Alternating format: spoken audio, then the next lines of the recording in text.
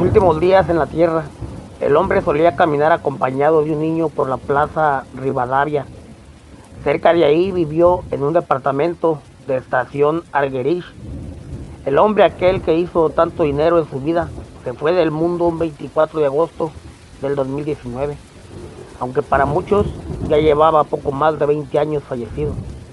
Pero esa en verdad es otra historia que no tengo ganas de contar por el momento, me dice la fuente.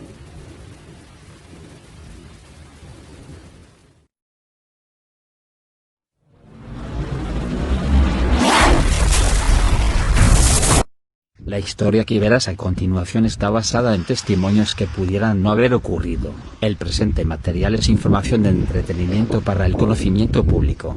No se pretende hacer apología y tampoco se enaltece personaje o actividad alguna. Si usted tiene una versión diferente, le recomiendo que escriba su propia historia.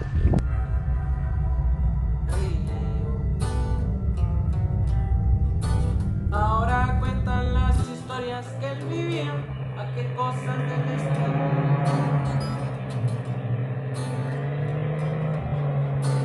Aerolínea clave 727, estoy contigo.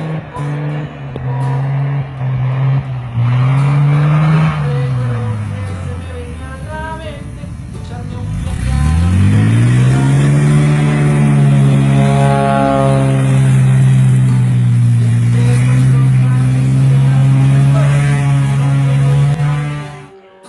Cuando Amado Carrillo llegó al mundo en el 56, cerca de la Navidad, en un día 17 del último mes del calendario, su padre Vicente aún era peón de los caciques de Chihuahua y Sinaloa, uno de los personajes sinaloenses con la infancia más pobre.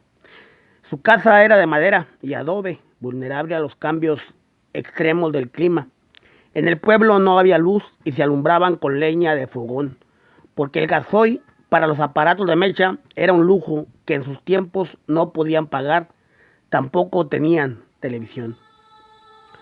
Sus padres dormían en el suelo, su mamá, doña Aurora, acomodaba a la familia para dormir, aunque solo había una cama, esa era ocupada por los niños para protegerlos, ya que en el suelo de tierra había animales como alacranes y víboras que buscando el calor del hogar solían encontrarse entre la ropa o debajo de la cama. Vivían en una casita de un cuarto, doña Aurora Fuentes López y su esposo Vicente Carrillo Vega, con los primeros retoños que llevaron por nombre Angélica y Amado.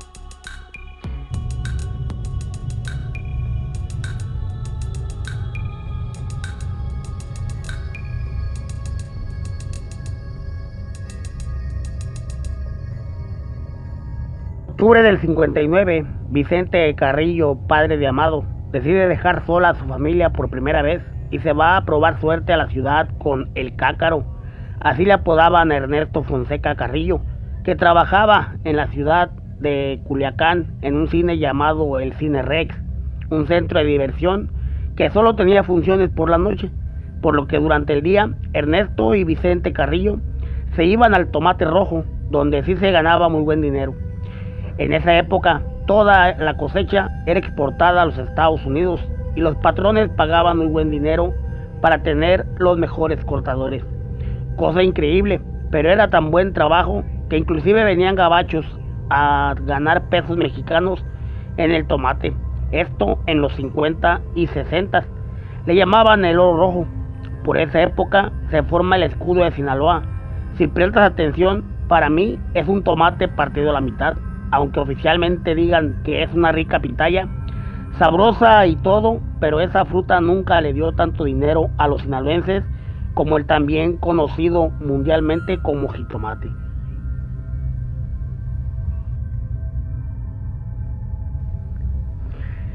Ya con más centavos en la bolsa, Vicente Carrillo padre regresa por su familia y se van a vivir al Guamuchilito de Nabolato. Tenía entonces 3 años Amado cuando llegó a esa tierra donde finalmente se quedó.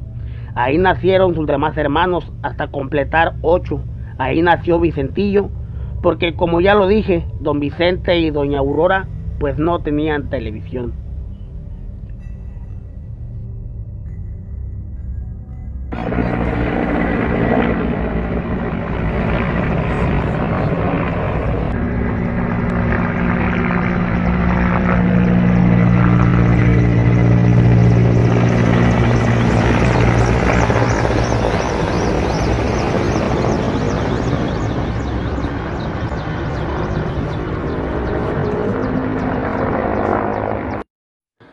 Se llega el tiempo de la hierba y el cácaro, Ernesto Fonseca, se anima a sembrar mota, primero con Juan José Quintero Payán, otro socio, un hombre conocido como el Juanjo, que llevaba algunos años levantando cosechas, pero movía cargamentos con las mulas de Pablo Acosta Villarreal. En algunos meses, ya en confianza en los moteros, Ernesto Fonseca invita a su pariente Vicente y este se llevó al pequeño Amado a mover las plantas. Y luego también entraron Cipriano y Vicente hijo. Desde los 5 y 7 años andaban en la sierra colgando plantas y empacando mota. Cuando cumple los 12 años, Juan José Quintero le regala su primer arma para Amado y la cargaba con él como seguridad. Así comenzaron a viajar y lo llevó a conocer a Pablo Acosta Villarreal. Ahí en su casa de Santa Elena, en Chihuahua, a Pablo le cayó muy bien el muchacho y lo dejó con él a trabajar. Entonces, al regresar a Sinaloa, Juan José recluta a Vicentillo, el otro hermano de Amado. Aquel tenía como 10 años más o menos, porque no se llevaban mucha diferencia. Doña Aurora los tuvo seguiditos a los plebes.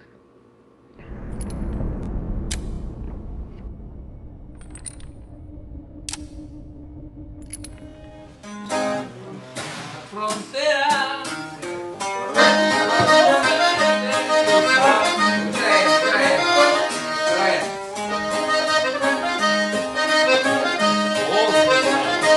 Él cuidaba la frontera por órdenes del Dios Sam y cazaba terroristas, esos que saben matar.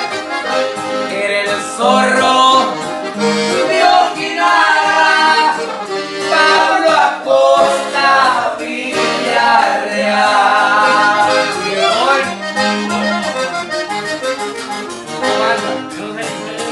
Pero viene otra consigna, dijeron al publicar. Dicen que bajaba aviones, dicen con motor Mirage, como el hombre y ya está muerto y ya no lo desmentirá.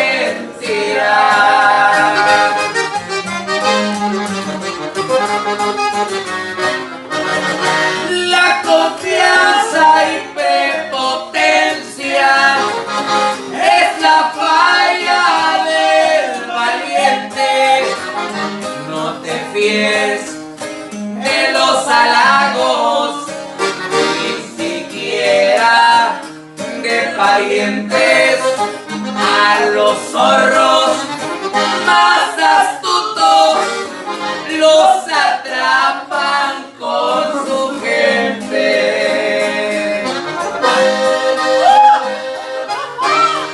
¡Ay, nomás para la coca!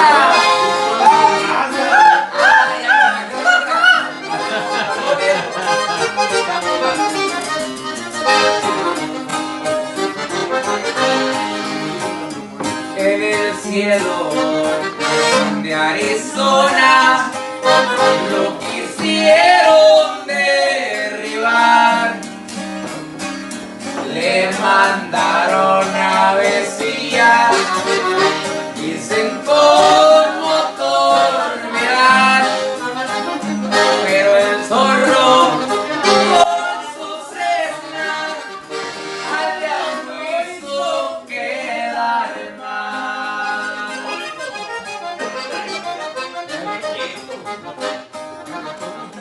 Le mataron a un hermano que era su mano derecha, y después allá en el rancho también cobraron la renta. Como el hombre ya está muerto, ni modo que lo desmienta. A pesar de todo lo que se pueda decir de Amado Carrillo, también tenía sentimientos. Dicen que le pesaba mucho escuchar el corrido de Pablo Acosta Villarreal. Y déjame te digo por qué. Pablo Acosta, el zorro de Ojinaga, fue el maestro de Amado Carrillo. Ya en los 70 Acosta Villarreal burlaba los radares del gobierno americano, volando aviones en modo silencioso, un arte del de las alturas que era importante para no ser detectado. Nadie más antes lo hacía. Sin embargo, hay quien asegura que no era tanta la inteligencia del zorro, su secreto era otro, que el tío Sam era socio de Pablo. Entonces le permitía bajar las cargas hasta Arizona sin molestarlo. A cambio, Pablo se encargaba de cuidar la frontera del lado mexicano y entregar a los güeros a las personas que estuvieran en la lista de la barra de las estrellas.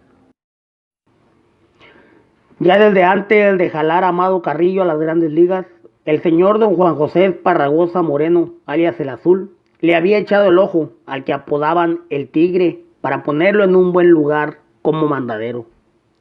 Arturo Beltrán Leiva el Tigre le apodaban así porque era muy cauteloso para los trabajos. En ese tiempo, Arturo era un gatillero a sueldo. Su hermano Héctor juntaba también la mota para varios jefes, pero no tenían patrón para que no te cuenten. El Mayo Zambada tampoco era jefe. Don Ismael Zambada García trabajaba todavía en los 90 para Inés Calderón junto con su hermano Reinaldo.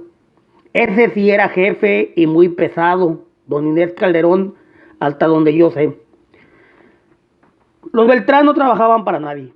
Recuerdo que le llamaba Arturo Beltrán, le hablaba a Pablo Acosta y le decía: oiga jefe, tengo unas 3 toneladas, las tengo en Michoacán, las tengo en Guerrero.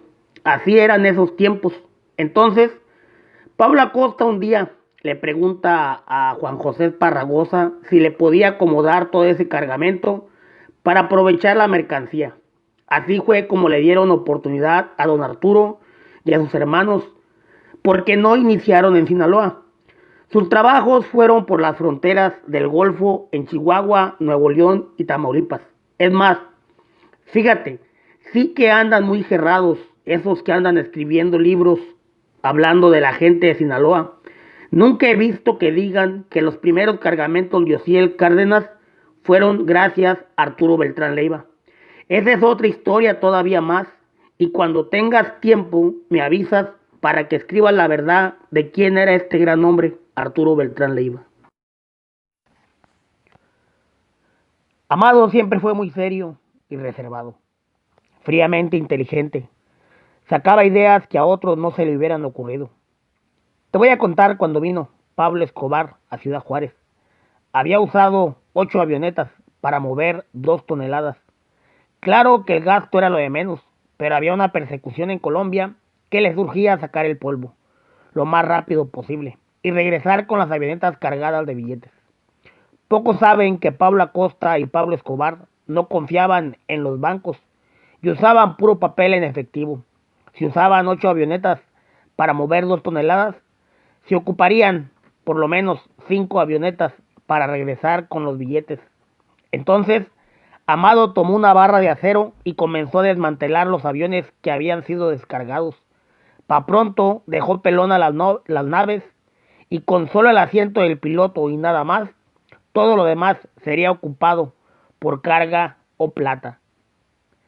Berraco fue la palabra que usó Pablo Escobar para referirse al joven Amado Carrillo. Una expresión para decir, como los mexicanos, que el plebe era un cabrón muy inteligente. Así se hicieron amigos, aunque tal vez para su desgracia. Hay un secreto que apunta el dedo hacia el final de Pablo Acosta y Pablo Escobar, con la mano de Amado Carrillo, aunque se necesita un permiso de los que hablan en inglés para poder contar la historia completa sin tener que pagar el precio de hacer estas revelaciones.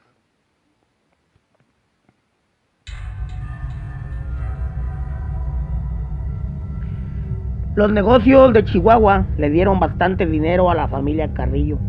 Para entonces, la familia ya vivía en una gran casa dentro de un rancho de su propiedad. Ahí vivía doña Aurora con las mujeres y de varón solo le quedaba Cipriano, menor que Amado, pero mayor a Vicente.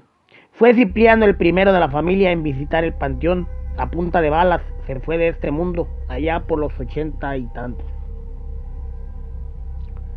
El más pequeño de los Carrillo era Crucito, pero el consentido era Rodolfo. Aunque ya tenía edad para el negocio, lo mandaron a Guadalajara y allá se hacía cargo de las bodegas cuando llegaron los colombianos. Estos le pusieron el Niño de Oro. Dicen que era de humor pesado y prepotente. Había crecido viendo la rudeza y cómo trabajaba su hermano Amado. De pequeño se lo llevaban en el carro cuando iban a despachar a los enemigos, aunque dicen que Rodolfo nunca había usado un arma contra alguien. No era necesario. Su hermano, ya como jefe de Juárez, tenía toda la línea de gente, para así decirlo, literalmente, solamente para hacer negocios y trabajos sucios, con tan solo una seña. Rodolfo tronaba los dedos y de inmediato sus enemigos quedaban sin vida.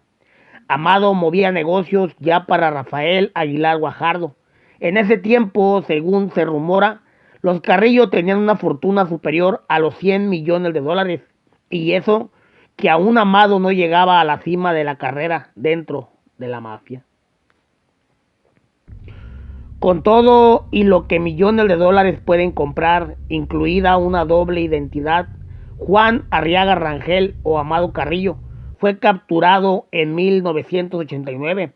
Luego de 2 años fue liberado, no sin antes ingresar a la embajada de Guadalajara para hablar con unas personas en inglés. La leyenda cuenta que en realidad nunca estuvo en prisión, que viajaba por Europa y por Asia, que hacía negocios desde Irán para que no lo vieran en México, y que fue cuando creó la red de socios que lo hizo casi inmortal. Pero esta solamente es una leyenda. Los Carrillo eran muy extraños, por no decirlo de otra manera. En Colombia les perdieron el respeto a los mexicanos cuando Rodolfo quiso poner sus propios laboratorios y mandar desde Medellín. Entonces, por orden de Pablo Escobar, levantaron a Rodolfo y pidieron a los mexicanos retirar toda su gente de Colombia. Desafortunadamente había una fractura entre colombianos y la gente de Cali. La gente de Cali se contactó con Amado Carrillo para ofrecerle su apoyo, porque Amado tenía buenas conectas gracias a Pablo Acosta, pero ahí terminó la amistad. Carrillo se negó a pagar los cargamentos que ya habían llegado a México. Les llamó a los jefes de Cali y les dijo que a partir de ahí no pasaba un solo gramo si no le pagaban el 40% de cada envío por derecho de paso por las líneas aéreas que tenía bajo su control. Al no poder mover el producto, los socios de Escobar se molestaron y obligaron la liberación de Rodolfo. Es un episodio negro para la historia del polvo blanco de Colombia, porque a partir de entonces varios capos mexicanos pidieron productos sin pagarlo. Sinaloa, Guadalajara y hasta los puertorriqueños aplicaron la de Carrillo, causando grandes pérdidas a Escobar.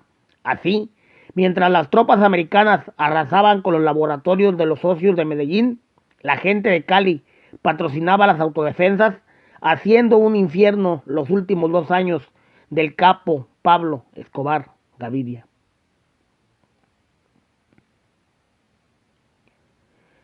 En enero del 93, Amado Carrillo aún era el segundo por debajo del verdadero jefe de Juárez, Rodolfo Aguilar Guajardo.